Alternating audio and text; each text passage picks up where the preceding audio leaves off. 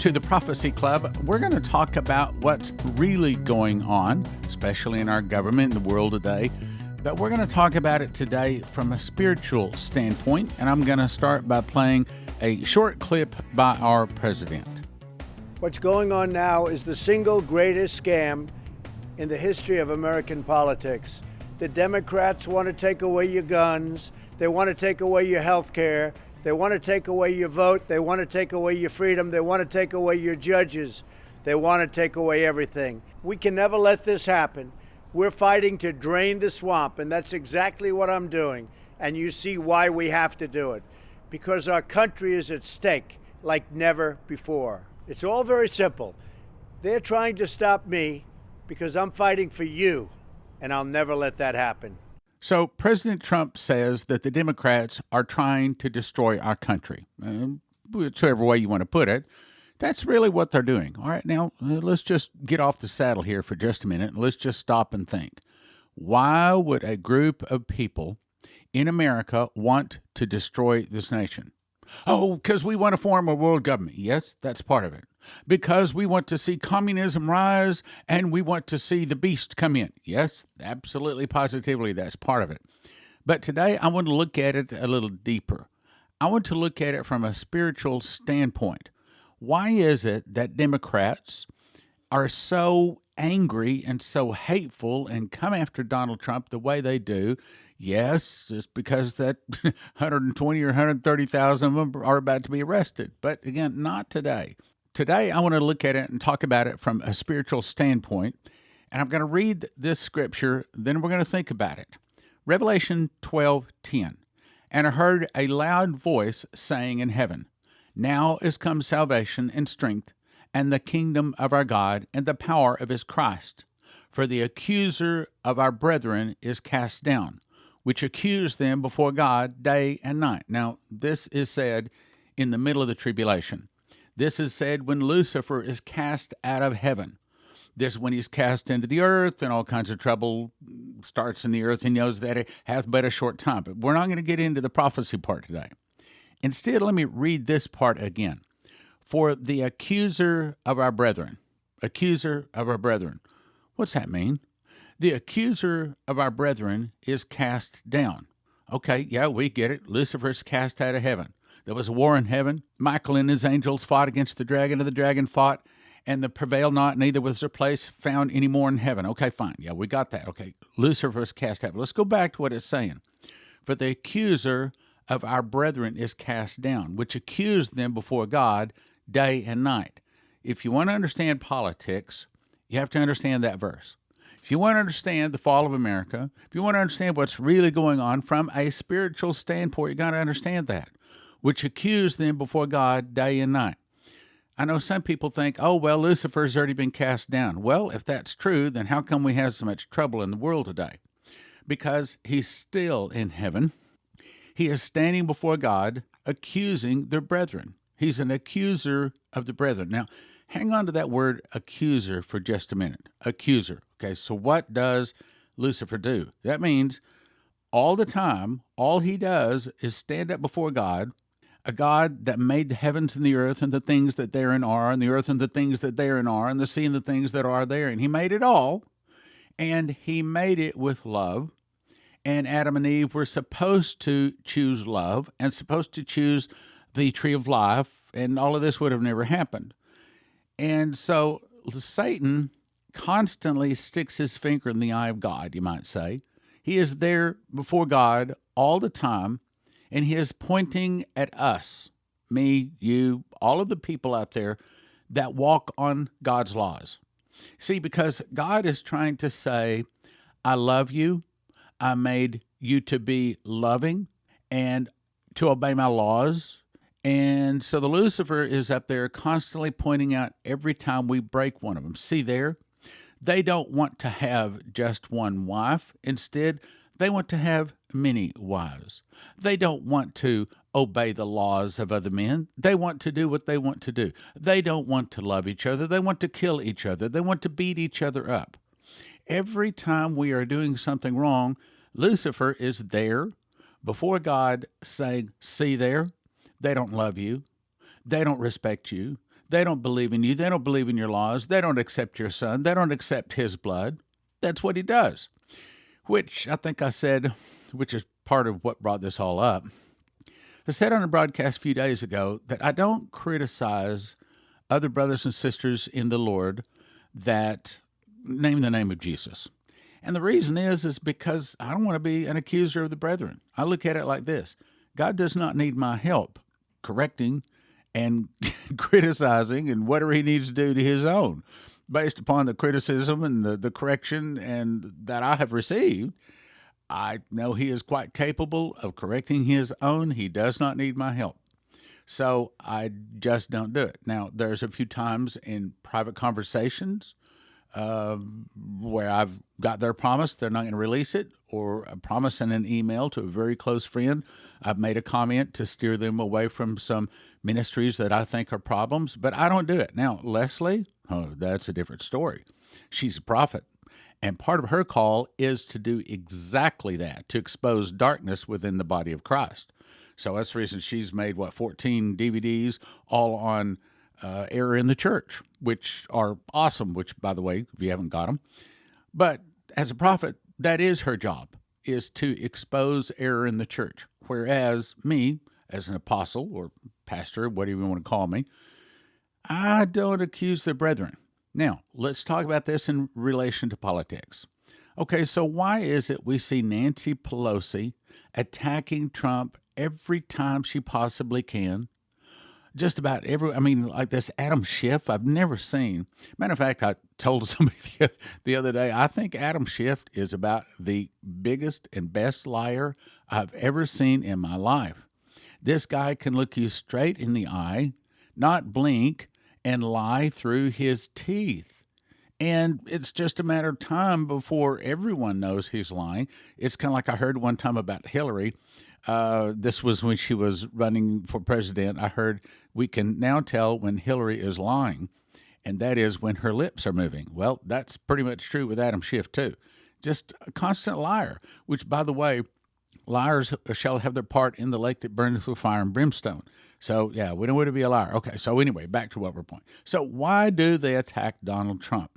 Because their father, this is the way Jesus would say, their father is the devil, and his job is an accuser of the brethren.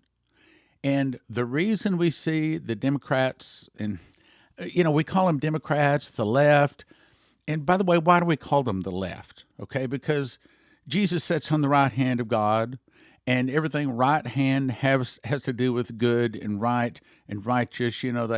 They threw away the fish on the one hand, but he gathered the other fish or something like that on the right. Well, like, for example, when John the Revelator, when he first saw Jesus, or actually Jesus' angel on the island Patmos, when he passed out, he said, Jesus laid his hand upon me, which was actually Jesus' angel. Let me get that right. But he put his right hand on him. And then in the other place, when he says, and I saw in the right hand of him that sat upon the throne a book written within and the backside and sealed with 7 seals. Notice it was in the right hand. So right means God, left means the devil or Lucifer. So when we see the left or the Democrats constantly accusing, that's what they do. And that's the reason they want Trump's tax returns, because they believe that no one can be perfect. All they have to do is find something that Donald Trump has done wrong, and then they can blackmail him. They can go to him and say, look at here. Now you got to stop these arrests. You got to stop all of these investigations. You got to let us sin, let us kill, steal, and destroy as we want to, or we're going to do this. That's the reason it's not just the tax returns, but it's stormy, Russia. It's all of these other attacks. Because in their eyes, now let me make this clear, I'm not saying Donald Trump is Christ, but in their eyes, he represents Christ. I mean, right now on earth, probably more than anyone else in the political scene and on the global scene, Donald Trump, to them, represents Christ. And that's the reason they fight so hard, because they are accusers of the brethren, and they're trying to cast him down. And all they have to do is to find something that will make him bend or buckle. As I said the other day, did you know that every one of Trump's children, all of their businesses, their family, their backgrounds, their genetics, I mean, their moms, dads, brothers, their friends, many of them have all been investigated. Why? Well, they get mad if Trump even suggests that Biden or his son should be investigated for obvious open bribery and things like that. They don't want to be investigated. They want to be able to sin and do wickedly and not be called account, at least not yet. But they're after Trump and all of these people, and that's what they're doing. They're accusers of the brethren, and they are looking for a blackmail item. They are looking for something that they can say, look what we found on your grandson, or look what we found on your son-in-law, or look what we found over in this business over here in Timbuktu, Iowa, someplace, okay? Look what we found. And now you'll stop all these investigations and you'll do what we want. See, because this is how the Khazari Mafia, international bankers, the deep state, this is how they have operated for years. They operate by blackmail, not just blackmail, but that's definitely one of the big ways. They are accusers of the brethren. So if you want to know when someone is Christ or walking with Christ or they have Christ in their heart, all you have to do is, are they living the laws of Christ? Love, joy, peace, long-suffering, gentleness, goodness, faith, meekness, and temperance, and following his laws. And see, because Psalm 23 says, and he leadeth into the paths of righteousness for his name's sake. That means that when we ask Jesus into our heart, he leads us into the ways that we should go. Now, if Christ leads us in the ways that we should go when we accept him, that means those people that have not accepted Christ by default have Lucifer or one of his other false gods. And that means that they are being led by that spirit. Well, that's what the accusers of the brethren are. The left, the Democrats. And by the way, I'm not sitting here trying to say that every Democrat is bad, nor am I trying to say every Republican is good. We both know that's not true. But I'm talking about in general, okay? In general, this is the true way. I mean, it's not 100% either way, or it's not 0 on one side and 100% on the other side. However, I cannot imagine a Christian voting for a Democrat, and I can't imagine how a Christian is a Democrat. As a matter of fact, I don't know a Christian that's a Democrat. I mean, how can a Christian be for abortion? And since one of the major planks of being a Democrat is abortion. If you go down the planks of the communist nation, the planks of the Democrats, and you see that many of them, if not most of them, almost all of them, line up. In other words, Democrats are normally not Christians, and Christians are not normally Democrats. Okay, so when we see these people attacking Donald Trump unmercifully, kind of like Jesus said, be blessed when you are attacked falsely for my name. Okay, well, some of the cases with Donald Trump, he's not exactly innocent. I understand that. I mean, he does a lot of things that probably he shouldn't do, says a lot of things, tweets a lot of things. But in general, he is the guy that stands up and fights for us. He fights for right. He fights for righteousness. And frankly, I don't think I, and probably no one I know, could begin to take all of the attacks that this Donald Trump has taken. And he's taken them for us, our nation. He didn't need to run for president. He had it made, He had everything life could offer.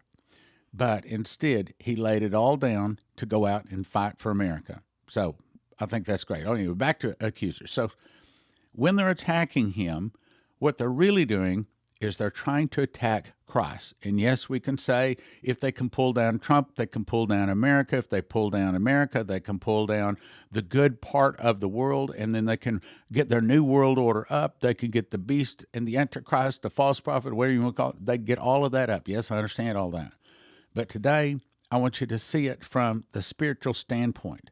When you see these evil people that continue to attack ABC, NBC, CBS, MSNBC, and of course the biggest one is CNN. These guys can't say anything good about him. This would be just like Lucifer trying to say something good about Jesus. Everything within Lucifer is hating Jesus. He hates him. And that's what we see in the left. That's what we see in the Democrats. They absolutely hate the right, hate the Republicans. They don't want Bibles in school. They don't want prayer in school. They want to destroy this nation. Why do they want to destroy this nation? Well, because they're following the heart of their father. And of course, yes, they want the world government, all the other things, but there's something else.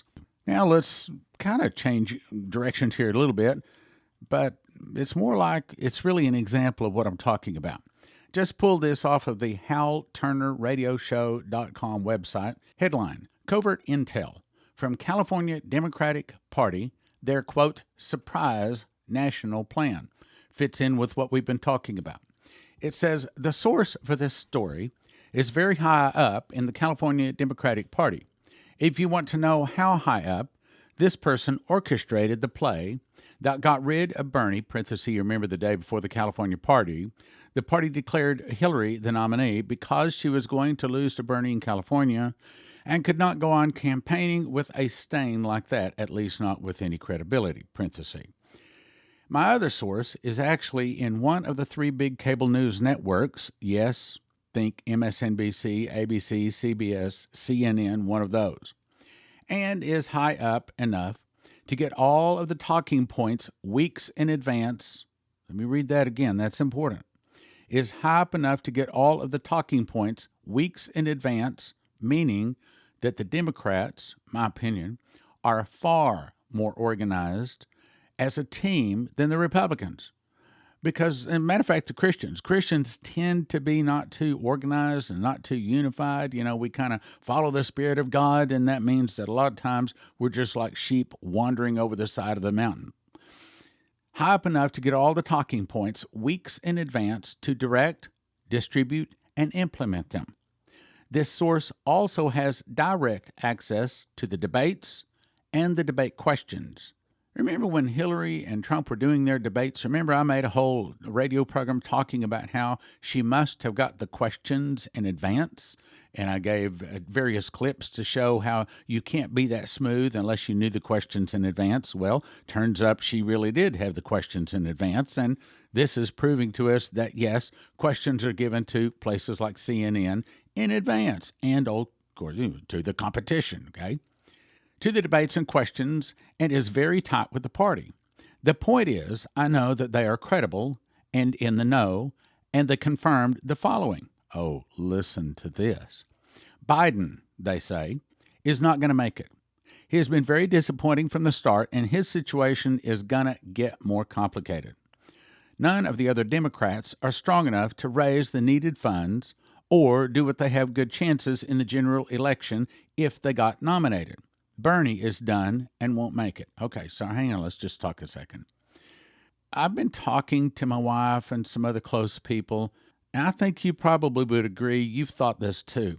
Seems like the Democrats don't have really anyone, none of them. I don't think any of them could stand up toe-to-toe with Trump in a debate. But understand that the devil is smart. These evil people on the left, they are really smart, and I'm about to show you just how smart they are. And I have to say, I did not see this one coming, but this is smart. Let's go on. So this leaves Warren. Warren on her own has gone far, but she doesn't have the charisma or star power likability. She has lots of problems that Trump would expose easily if they were ever to face off one-on-one in debates. This plan won't change that, but it will mitigate it to a large degree. There was a strong faction in the Democratic Party that had been saying all this all along, and they were proven right as every flavor of the weak candidate fizzled out. Kamala, Beto, Buttigieg. So, this faction has come up with what they think will be the strongest play to win the presidential election. Oh, listen to this. The plan, this is smart. This is smart. The plan is to wait till right before the first primaries, parenthesis, I don't know how soon, maybe 2 or 3 days, prior to the maximum shock effect on the actual ballots. But, it goes on to say, if they wanted to register in the polls, they may do it 10 to 14 or 7 to 10 days before the first primaries. Basically, Warren's staff will tease the media, saying she will make an important announcement regarding her campaign, when all the media is anxiously waiting, ready to film the press conference. She will come out on stage and announce, oh, get a load of this, that Hillary Clinton is her running mate. Say it again. With all of the media eagerly waiting, she walks out and says Hillary Clinton is going to be her running mate. Now, hear those words, running mate. It was emphasized to me that she will not specify that Hillary will be her VP, as in vice president, but she is going to keep it vague and sell it as her, quote, co-candidate, or simply her, quote, running mate. Some of the talking points will be that she is her, quote, equal, her co-pilot. They are working on other catchphrases and buzzwords to sell the theme of them being the two women who can not only defeat Trump, but deliver on all the far-left plans we've been hearing for the last 18 months. Warren will promise to fill her cabinet with the squad and other SJW elements in the Democratic Party. Warren will sell Clinton as an experienced lawmaker who will handle the legislative front to ensure Congress and the Senate fall in line with their progressive plans. So, this is their dream team to win 2020. He says, I suspect that if they go through with this plan, Warren will surge in the polls with all the media focused on hyping this move. She will obliterate her rivals in the polls and should win the first primaries and be in a good position to maintain the momentum. Also, it was pointed out to me that Hillary is as, quote, running mate, and not as the actual presidential candidate, saves her from the frenzied schedule of events and appearances that exacerbated her health issues in 2016. She'll only have to worry about the VP debate. Everything else, she's going to be pre-recorded or TV appearances, so she won't be touring the country on a bus like in 2016. Warren will be the one out there campaigning. He says, I personally thought that the best chance to beat Trump was to run a Biden-Sanders ticket. But very quickly, I saw that neither of them were very solid. Now, my comment on this. It's actually smart. It's actually smart because, Warren herself, I think she's too much of a paper tiger. I think she doesn't have the depth. And, of course, almost everything she says is left and wrong. And then Sanders, he's too old. I think when Trump said he's missed his time, it's about right. And then Biden has got too much baggage. So Biden's got the baggage, Sanders got the health problems, and Warren is just, she would be too easy to poke holes in a debate. However, think about this. Trump won, but in terms of the popular vote, Hillary won. Now, she didn't win the election because it's not about popular vote. It's about electoral college. Now, if we want to look into the future, if we were to catch the votes of Warren and retain the votes of Hillary, well, that could be very interesting. All of a sudden, we have a race, my friends. We have a race that could, if Trump doesn't get in, or someone like him that we don't know that's on the ticket right now, then I'm afraid that we are real close to being done as a nation. Okay, so I thought about whether I wanted to say this because I have to spend about 5 minutes giving you disclaimers about what I'm not saying. So I'm simply going to say this.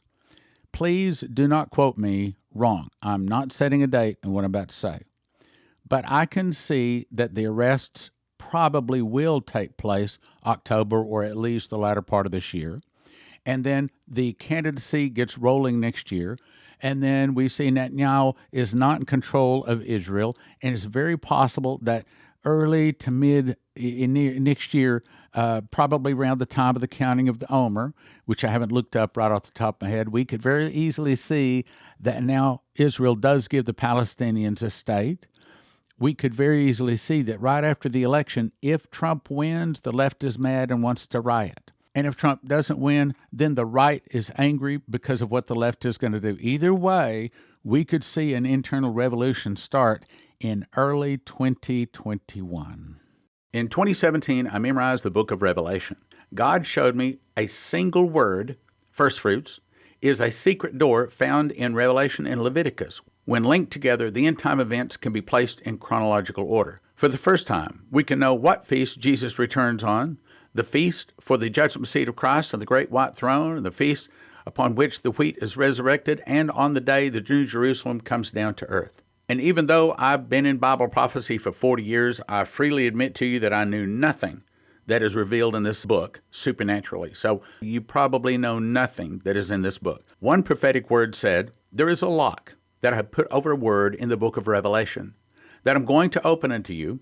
It will turn many books written on the end-time message into obsolete books. That's this book. Don't get one for $20. Instead, get 5 for $30 or 10 for $55. Or a new case price, 60 books for $250. That's 60 books in a case for $250. The secret door to understand Bible prophecy at prophecyclub.com. I'm going to encourage you to get this Occult Holidays gift offer and, at least this one, get in DVD.